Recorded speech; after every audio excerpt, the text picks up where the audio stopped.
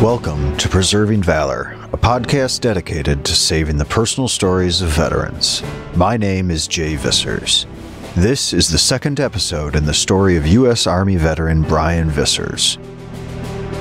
We left off with Brian heading to officer candidate school in Fort Benning, Georgia. There were 3 levels in OCS. There was the entry level, and you were a nothing. You were an absolute nothing. And then after, I forget what it was, a month and a half, 2 months, then you had what they call the black status. And what that meant was that you could take because we always wore helmet liners. You took your helmet liner and you painted it black, and you put the OCS decals on either side. And that gave you, and then we wore blue ascots then with our fatigue uniforms. That was a big deal. We no longer were the scum of the earth. We had some status. And then after a couple more months, we went to blue. And what that meant was that you could paint your helmet blue, infantry blue, with the 2 decals. And then you wore a white ascot with the OCS patch in the very center of it. And that was pretty prestigious, at least for us anyway, because we were like 3rd lieutenants. Candidates that were in the black and the nothing status had to salute us. They had to call us sir. We had, generally on the weekends, we had post privileges. So it was, in that respect, we got promotions, but in terms of rank and in terms of pay, no, we didn't. My permanent enlisted rank is Sergeant E5, and that came from OCS. When I was in OCS, we got our first off-post pass, and this is what being an enlisted person prior service allowed me to have judgment on. So we got our first off-post pass. This is great. And we went, I remember this distinctly, there was 3 of us. And we went to a Black Angus. And it was a steakhouse, Black Angus Steakhouse. Down in Georgia, there was one. And we went there, and we had us a delicious steak dinner in a civilian restaurant, and we thought we were in tall cotton. And after that, we went to a movie. We got about 3/4 of the way through the movie, and I'm checking my watch, and about 3/4 of the way through the movie, and I said, "Come on, guys," I said, "we're going back to the post." "Well, wait a minute, Brian, the movie isn't over yet." I said, No, you don't understand. We're going back to the post. And then we got back, and we changed out of our dress uniforms into our fatigues. And we're looking out the window. We're looking down at the company street in front of the barracks. And guys are starting to come back, and they are hammered. They are so drunk. And this one fellow, Captain Minter, was our company commander. And he was standing at the head of the stairs watching everybody come in. Just kind of, you could see the wheels turning. And this one lad, he stumbled up to the stairs, and he fell on the stairs and puked on the captain's boots. And I thought, oh boy. So when it was all said and done, everybody's in bed. I told the guys in our squad, I said, "Don't take your uniforms off." I said, "Crawl in your racks with your uniforms on and have your load-bearing equipment, your suspenders and ammo belt and everything, have all that stuff put together underneath your rack." "What are we doing that for? That's stupid." I said, "Trust me." And sure enough, we had just been in bed, maybe 15 minutes, and the whistle blew. And you had 3 whistles. If it blew once, that means you had 15 minutes to get out. If it blew twice, that meant you had, I think it was 12, no, it wasn't either, like 8 minutes. And then if it blew 3 times, you had 3 minutes. whistle blew 3 minutes or 3 times.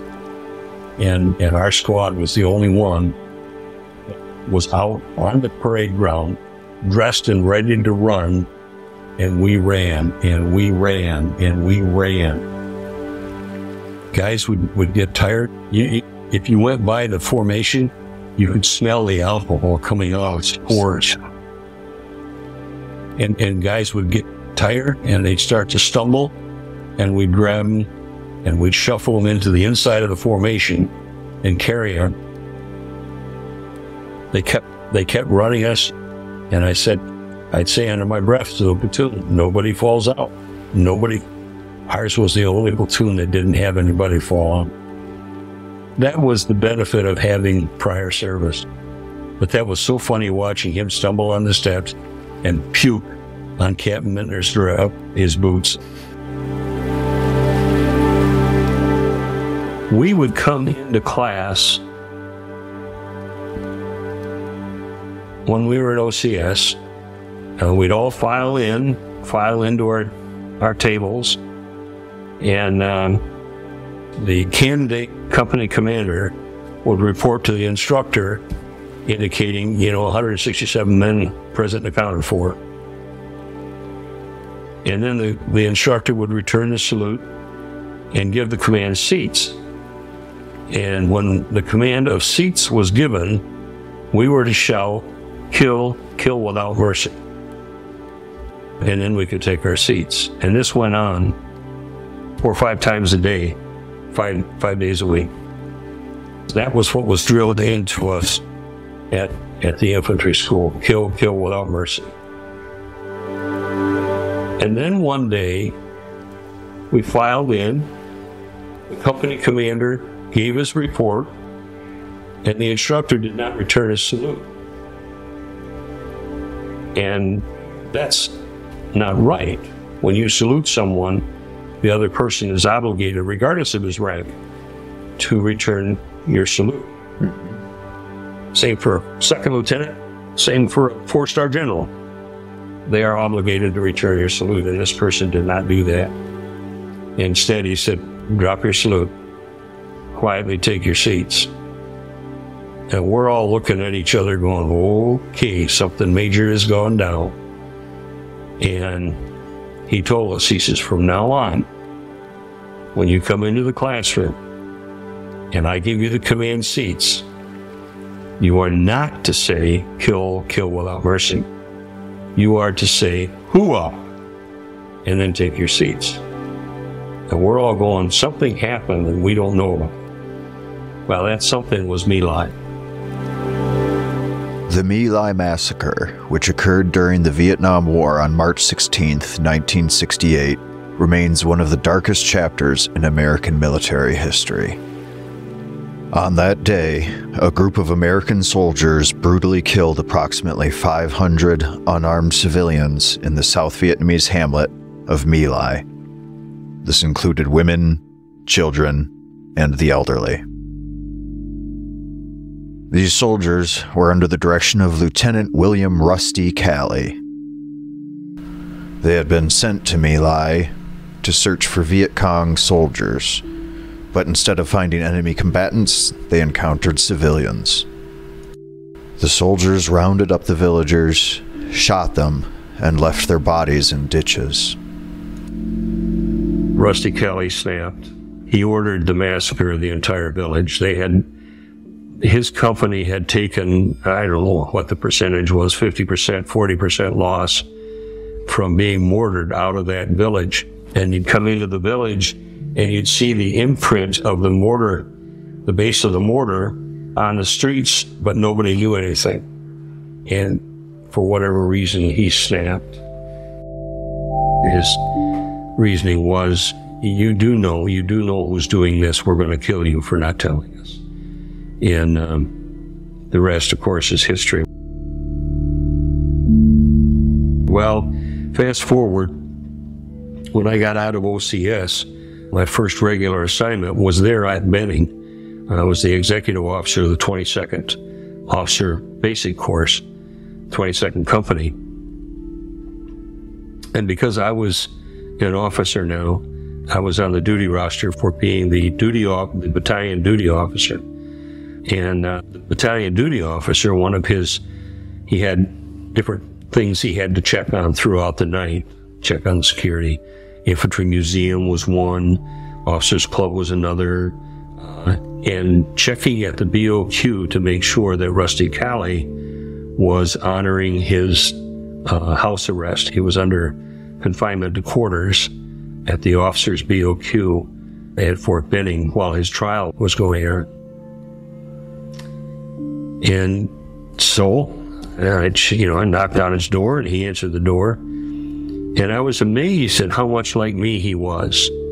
I introduced myself and I said, "You got time to talk?" He said, "Yeah." I told my driver to go get a Coke.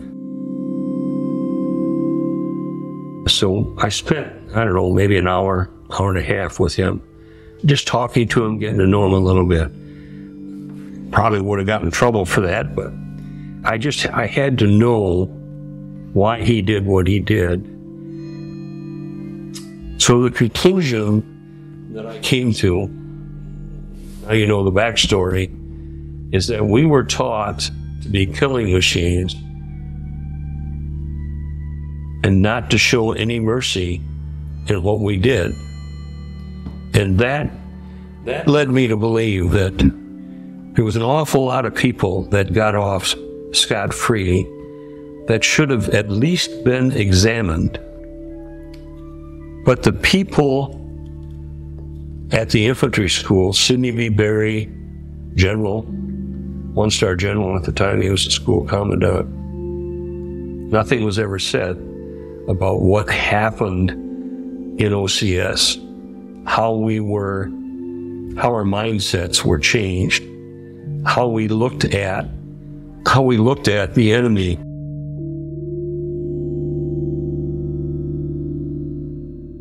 In World War II, the term Krauts came to be, and there were a lot of songs made about Hitler, and some of them were rather bawdy, vulgar. The same thing happened in Vietnam. There were euphemistic terms for the Vietnamese. There's that derision of the enemy, and really there has to be. At some internal level, we know that the enemy is a human being just like us. That has to be overcome. Now, I'm giving you the infantry school's rationale.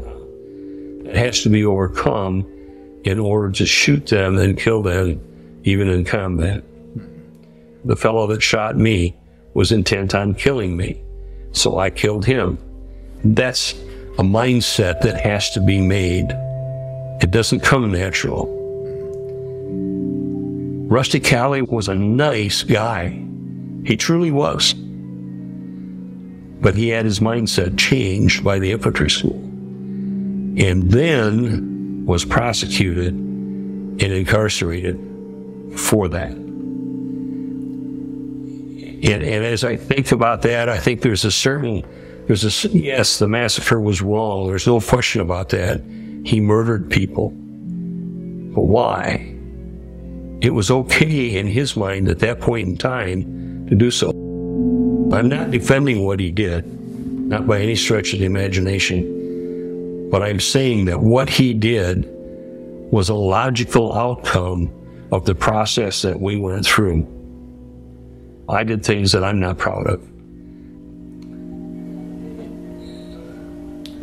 You shoot up people and then turn and walk away without checking to see if there's any wounded, if anybody survived.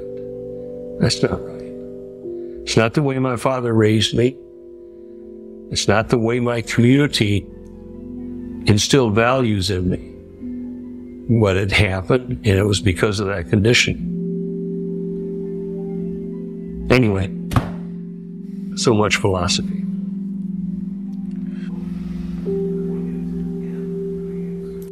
When Brian left the States for overseas service, he left from Oakland, California, and embarked on a journey that took him to Anchorage, Alaska, and then to Japan for refueling stops. From Japan, he flew directly to Long Binh, Vietnam. After processing, he he was transferred via C-130 flight to Fubai, where he joined the 2nd Brigade of the 101st. And we were air mobile. The 2nd Brigade was not airborne. We didn't have airborne status at that time, but we were air mobile. When we would write out, we were 101st Airborne Division, parentheses, AMBL, which means air mobile. And that gave the change in status. Now, 1st Brigade and 3rd Brigade were back at Fort Campbell, and they were airborne. Airborne, you jump out of an aircraft with a parachute. Air mobile, you don't. You just jump out of the aircraft. Right. That's going to sound weird. Air mobile is with helicopters. Probably the farthest I jumped out of a helicopter was maybe 20, 25 feet up. But the jungle undergrowth was thick enough that it broke your fall. We came into an LZ, and it was considered a hot LZ. So the Cobras, we were landing in a saddle on a ridge, and the Cobras had worked it over with 2.5-inch rockets. The AH-1 Cobra, also known as the Huey Cobra, was the world's first dedicated attack helicopter. During Vietnam, the Cobra gunships worked hunter-killer missions attacking ground targets and were often deployed in pairs to soften landing zones. And it did two things. It upset any enemy that might have been there, plus it cut down an awful lot of brush and trees. So we came in, and I always rode the lead aircraft, and I was always the first one out of the lead aircraft. And he came into a hover, and I could look down and see where the ground was, so I walked out on the skid, and I had a hold of the door like this, and I rapped on the window by the aircraft commander, and I went like this. Brian was motioning for the commander to lower the aircraft. And the next thing I know, he said something into his microphone. And the next thing I know, I felt somebody pry my fingers loose, and I'm free fall. And so the rest of the guys in the helicopter, they said, "Oh, there goes the LT, time to get out." So they all followed me down. And that was interesting. And that was the 25-foot free fall. I had two different assignments over there. When I first got there, because of my language background, I was assigned to the S5 office. Now, a battalion and a brigade and a division and so forth, they have different staff positions. S1 is personnel, S2 is intelligence, S3 is operations, S4 is logistics. And then in Vietnam, they started something called S5, which was psychological operations. So the role of the S5 was to conduct operations that led to pacification and surrender of the enemy. So we had what were called MedCAPs, Medical Civilian Assistance Programs. We would take some of our medical personnel, I would take medical personnel, and a couple guys for security, and we would go out into the villages and do sick call, in essence, for the civilians. Much of what we did was up around the city of Hue. This is after Tet, of course. The Tet Offensive was a major escalation in the Vietnam War, launched by North Vietnamese forces on January 31, 1968. It involved coordinated attacks on over 100 cities and outposts in South Vietnam. One of the most notable battles was the Battle of Hue, among the longest and bloodiest of the offensive. We're talking about 1970 now. Then the other thing that we did is we would fly psychological operations missions. And what that was, we hung a speaker about the size of this table underneath the helicopter, and we would play Chu Hoi messages on that. Chu Hoi means surrender in Vietnamese.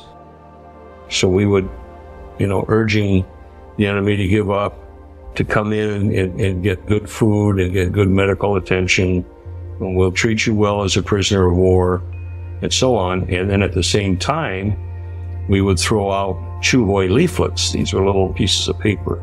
These were little leaflets that we would throw out written in Vietnamese with that message. And the idea was, if a North Vietnamese or a Viet Cong had one of these in his hand and came toward one of our fire bases, we wouldn't fire him up. We wouldn't shoot him. That was his pass to safety.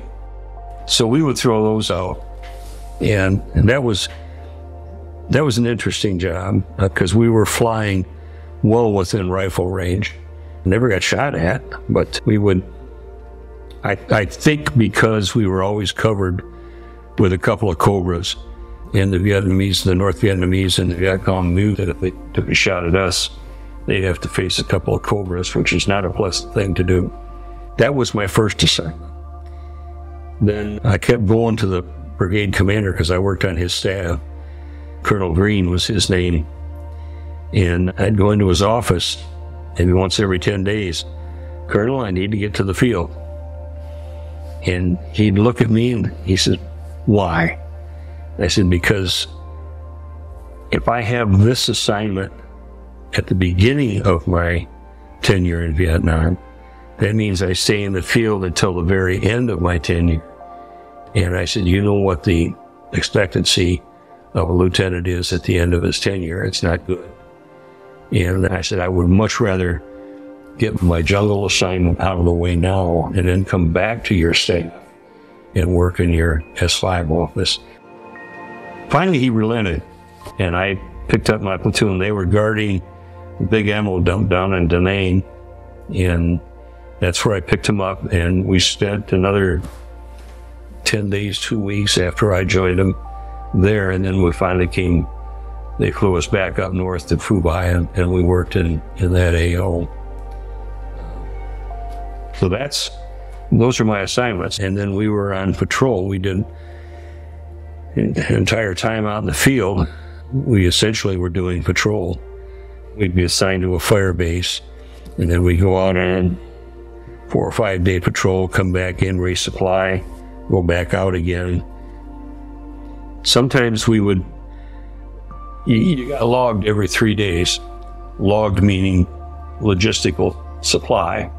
Log is short for logistics. We would get logged every 3 days, and sometimes we'd be out for 2 logs, sometimes we'd be out for 3 logs. But and then we'd come back in. When I was down in Long Binh, we did a couple patrols. You were in Long Binh for, I don't know, maybe 2 weeks, if that. And then you went out on patrol around the perimeter of the Long Binh base. And that's how you got accustomed to the jungle. That's how you got to see what the jungle was. And then you picked up your platoon and went on real patrols, longer patrols. We weren't long range. We just stayed out for a while. The terrain in I Corps was completely different from the terrain in 4th Corps. Down there, it was all rice paddies and flat land. Where we were, it was all ridges. And the only flat land, the only agricultural land was along the coast. And that went inland maybe, I don't know, 10K maybe. And then the highlands started. And these ridges are nothing like the ridges we have around here. These guys, most of them are like that. They're easily 45 degrees. You fall, you better hope there's a lot of brush to stop you, or you're going to be way down at the bottom. Most of them were probably 500-600 feet. When you got into, there was a couple places, for instance, the Bac Ma, that was the Three Sisters range. There you're talking a couple thousand feet. That's why we were air mobile. It was easier to move us. We only had one movement in trucks, and that was, we were moved out on the operation that I was shot on in trucks. But everything else was either helicopters or on foot. And so, you got used to it. Thank you for joining us for this episode of Preserving Valor. If you're enjoying Brian's story, please consider subscribing and sharing the podcast with a friend. Support from listeners like you is key to the continuation of our mission. Join us next time to continue with Brian Vissers' story. And as always, a huge thank you to Brian and the veterans who served alongside of him.